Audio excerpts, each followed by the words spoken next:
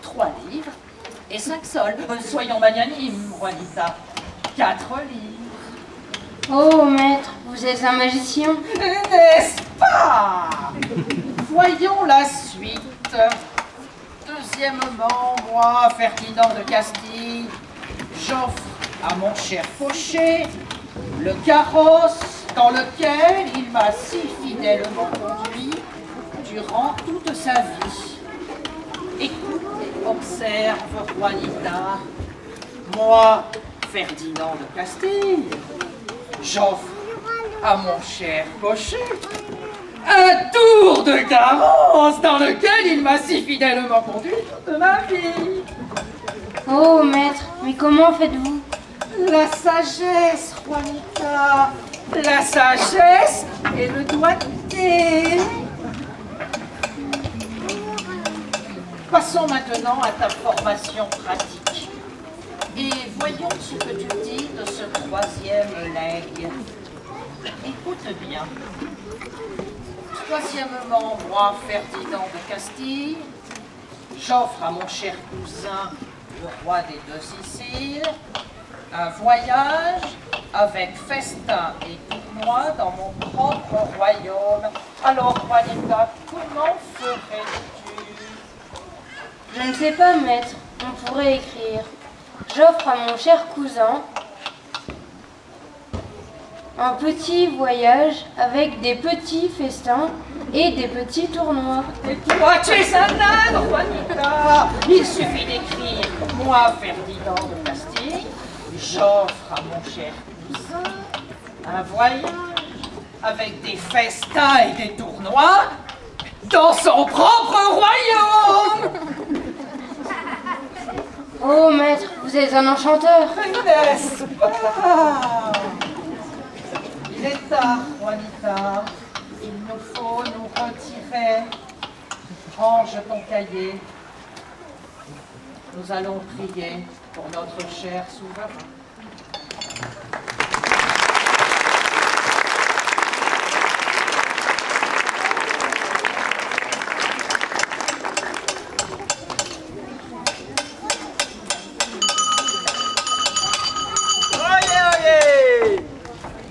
Don Esteban, 3e fils du roi de Castille, et Don Isabella, son épouse.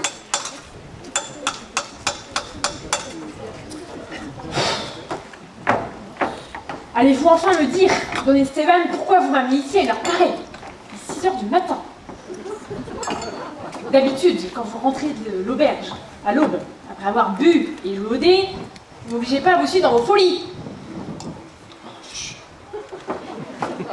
Voilà l'orfèvre! Il n'est pas sourd, Don Esteban, il est seulement muet. Oh là, l'orfèvre! Et qui du toi, mignonne? Cher monsieur, la boutique est fermée. Non, pas du tout. L'orfèvre est là, je dois travailler. J'ai à parler à l'orfèvre. Je ne vais pas attendre le futur roi de Castille. Ah, mais franchement, Don Esteban, vous faites bien rire, hein? À vous pavaner depuis 3 jours partout, comme futur roi de Castille. Ah, je vous fais rire. Je vous fais rire. Eh bien, vous ne rirez plus longtemps, Donna Isabella. Vous n'avez pas beaucoup d'estime pour moi, n'est-ce pas? Mais vous entendrez des choses ce matin qui peut-être vous feront changer d'avis sur ma personne. Écoutez bien. Écoutez. Demain, le destin va frapper mon vieux père et mes 2 frères. Demain, le roi mourra. Et je serai couronné roi de Castille. Comment cela, le destin va frapper le roi et vos frères? Savez-vous comment j'ai gouverné ma vie, Donna Isabella? Ouais. J'ai forcé le destin, à pile ou face. Si bien que quand mes 2 frères sont venus me trouver pour que nous en finissions avec le vieux roi, j'ai demandé au destin. Le roi doit-il vraiment mourir? Pile. Non. Face. Et ce fut pile. La mort.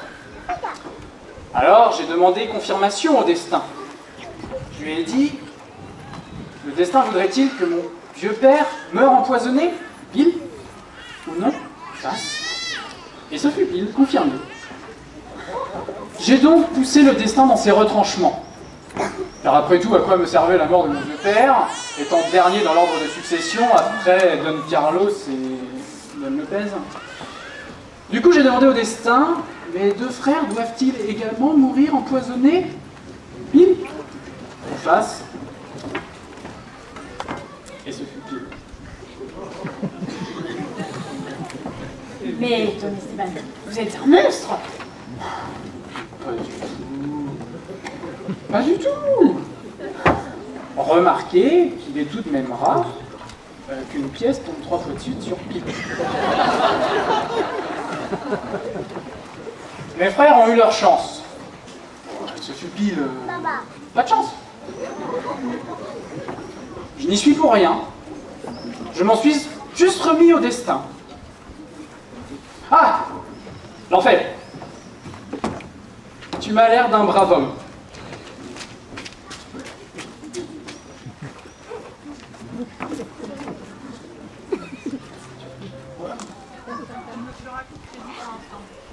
C'est ça. Tu me feras crédit pour le moment. Oui, en effet, je n'ai plus un sou. En réalité, j'ai des dettes un peu partout. Mais, sois rassuré, car demain, le vieux roi va mourir. Et dès que je serai couronné, bon, je me servirai dans les caisses, et je te rembourserai. Promis! Et devant témoin.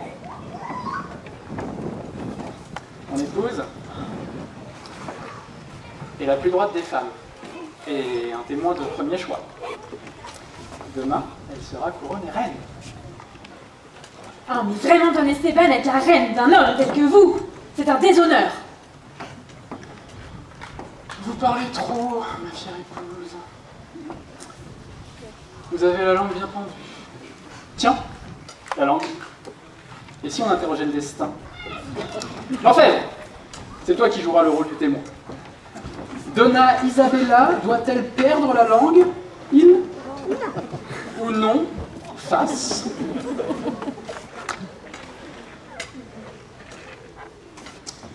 C'est face.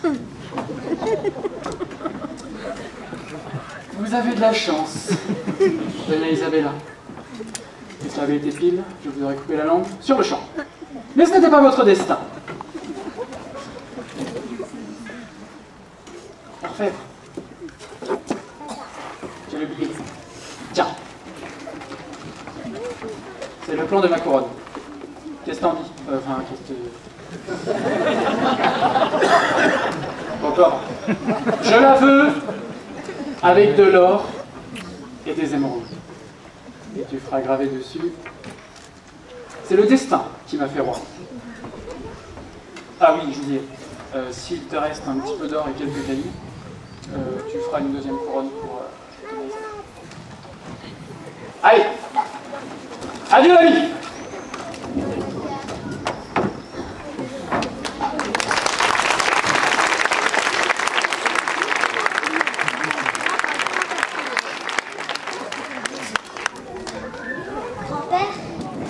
Comment vas-tu faire avec 3 héritiers et 3 couronnes?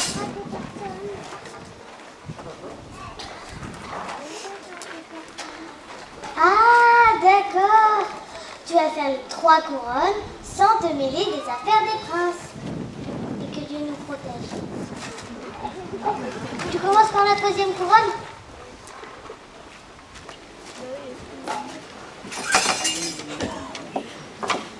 Je vais te préparer un petit déjeuner.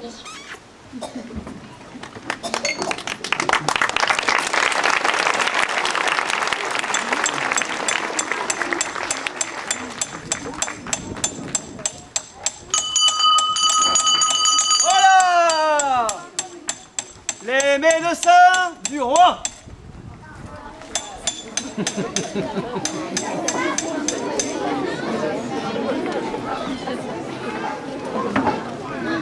Hélas, on donne que peu.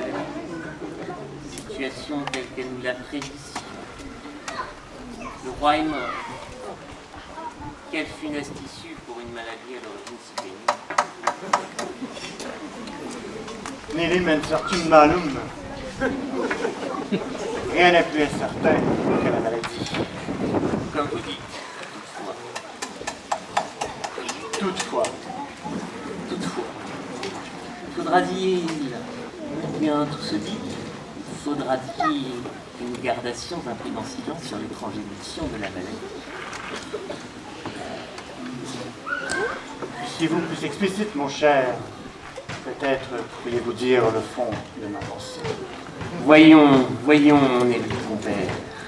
Ne constatâtes-vous point de la part du roi plusieurs symptômes fort étonnants? Vomissements et nausées, Convulsions et crampes accentuées,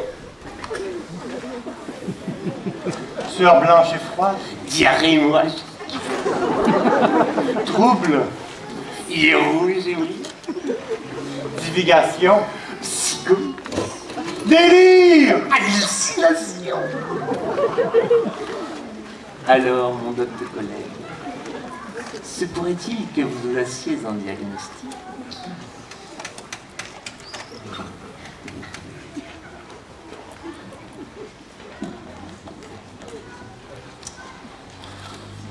Si j'oserais un diagnostic, mon cher collègue, mais sans doute aliquim maledictic figeri proféré quelconque calomnie. Si donc j'oserais un diagnostic,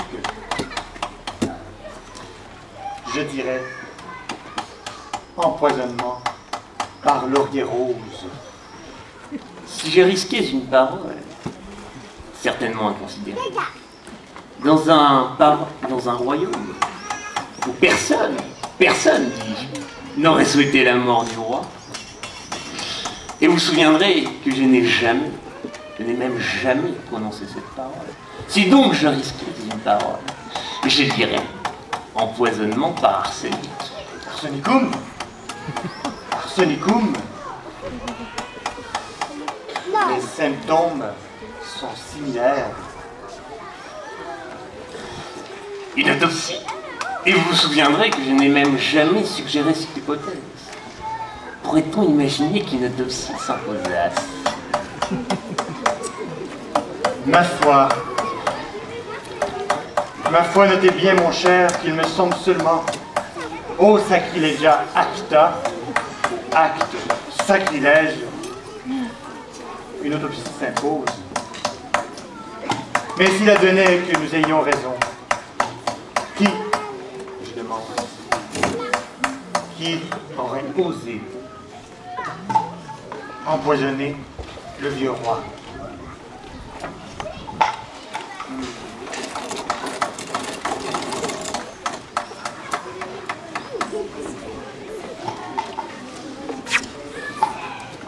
Vous êtes éloquent, mon cher, et peu bavard.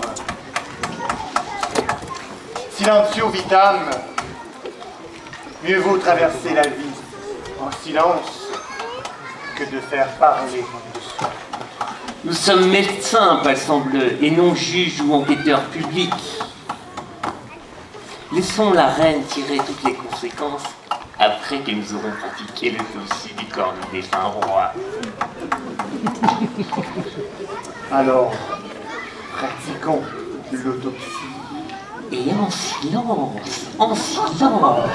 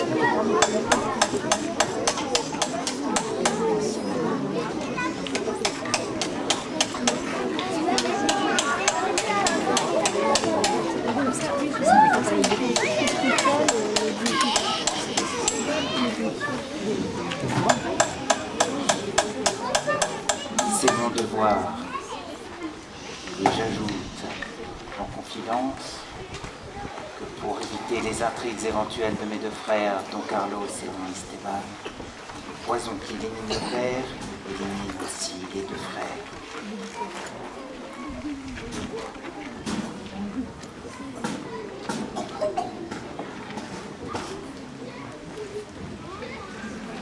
Le roi, mon nul compagnon en sa majesté royale.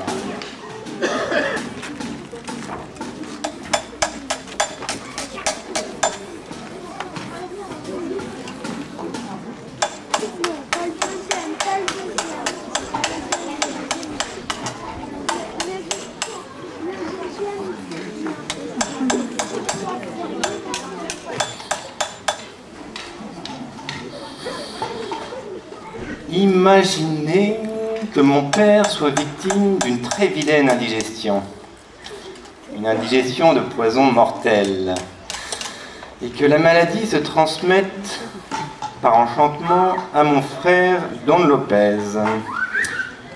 Puis, pour faire bonne mesure, à mon frère cadet Don Esteban.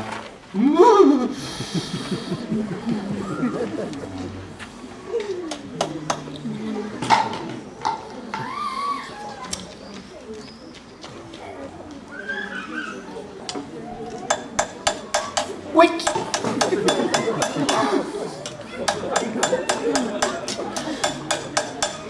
Quick!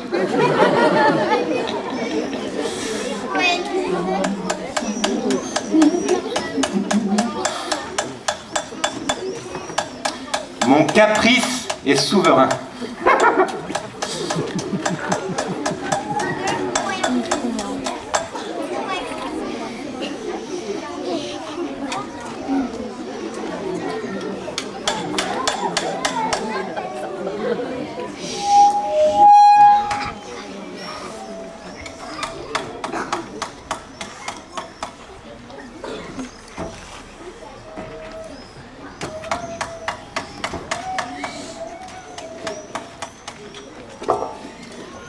J'ai poussé le destin dans ses retranchements.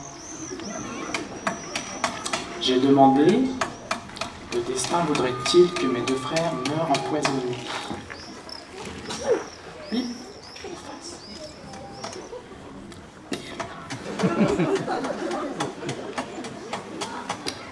C'est le destin qui m'a fait roi.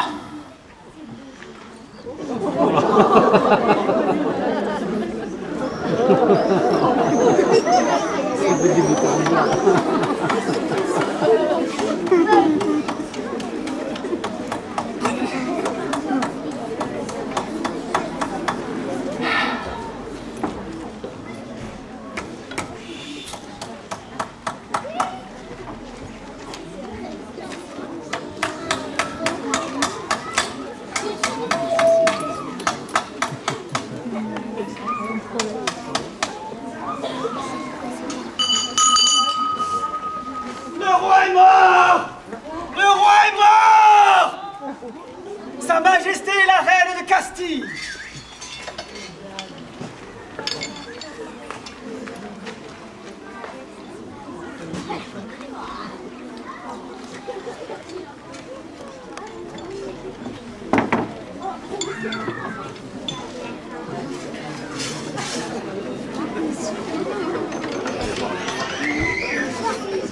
Sa Majesté Don Lopez et Donna Luisa, son épouse.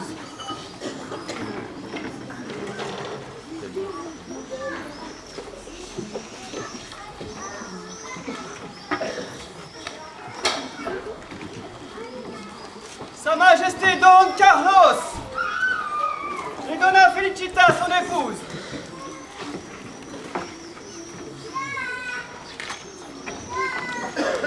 Sa Majesté Don Esteban et Donna Isabella, son épouse.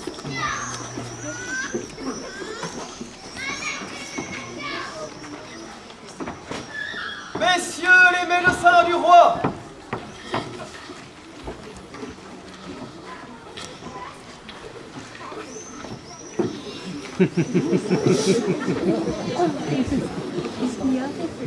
Monsieur Lefebvre Royal et sa petite fille.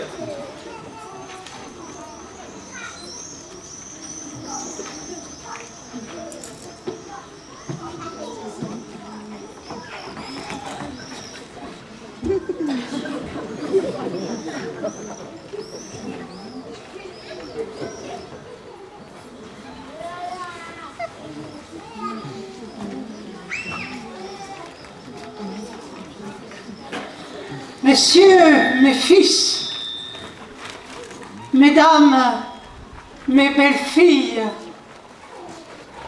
le roi est mort. Recueillons-nous en silence.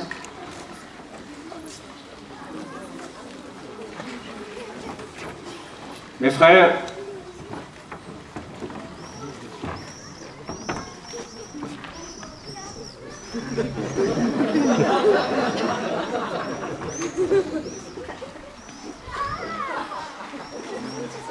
à la mémoire de notre père,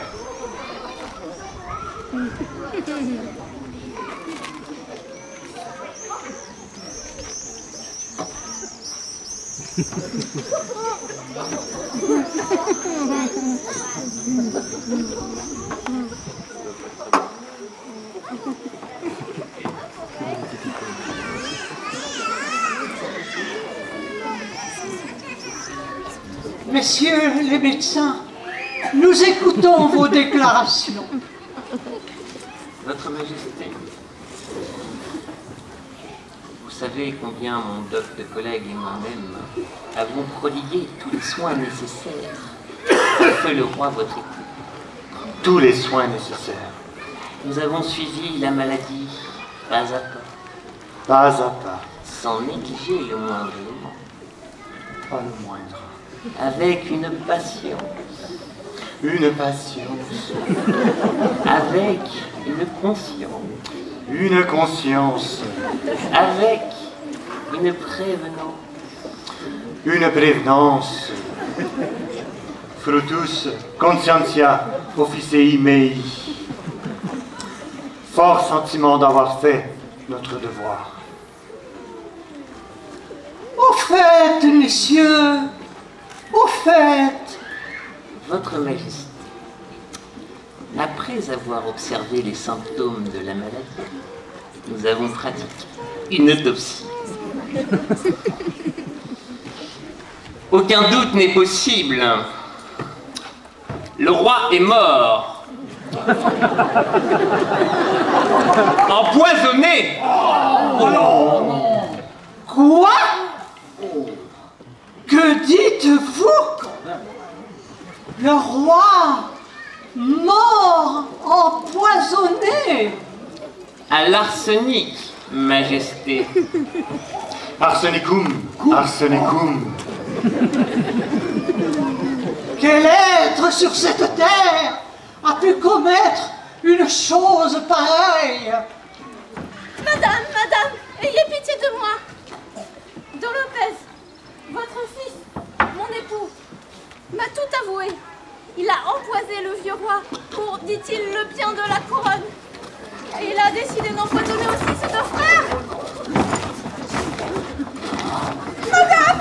Non, non. Je réclame la vie sauve.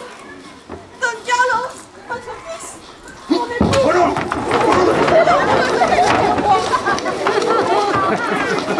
En m'offrant, pour prix de son secret, un bien étrange salaire. Devenir la reine de ses extravagances. Il a décidé d'empoisonner aussi ses deux frères. Oh, madame, miséricorde, Don Esteban, mon époux, votre fils, m'a tout dit de ses noirs desseins. Il a joué la vie du roi, à pile ou face. Il a décidé également d'empoisonner ses deux frères. Qui? Non, mère, ce n'est pas moi, ils m'y ont obligé. Non, mère, ce n'est pas moi, ils m'y ont contraint. Non, mère, ce n'est pas moi, ils m'y ont forcé. Oui, nous y avons tous été conduits. Oui, par menace, intimidation. Oh, funeste engrenage qui nous a broyés tous les trois.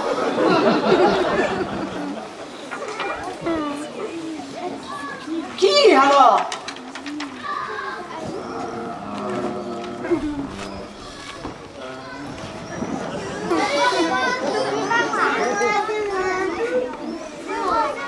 L'orfèvre, oui, c'était l'orfèvre. Il avait besoin d'argent. Et la commande de 3 couronnes pouvait le sauver de la faillite. Oui, oui, c'est l'orfèvre. Je m'en souviens. Oui, c'est lui. Il voulait renverser la couronne. Oui, oui, c'est l'orfèvre. Il nous a réunis pour monter son complot. C'était dans une auberge bien connue. Oui, c'était un soir de pleine lune, je m'en souviens. Oh oui, je m'en souviens comme si c'était hier. Allez, pendons-le. Ouais. Il l'a bien mérité pour avoir fait empoisonner notre père. Voilà la justice que j'aime. Ouais, c'est lui, ouais. Pendons-le, c'était son destin. C'est ainsi que l'orfèvre, en qui j'avais confiance, qu'on le pende. Nous déciderons plus tard du sort de nos fils. Oui, plus tard.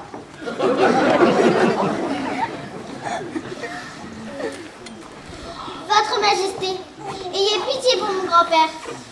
Je sais que je fais un grand péché en m'adressant à vous. Grand-père dit toujours qu'il ne faut jamais se mêler des affaires des princes. Ça ramène à la maison que des ennuis et bientôt la corde pour se faire fendre. Mais ce sont eux les vrais coupables, je le prouverai. Faites sortir Don Carlos et Don Esteban. Don Carlos!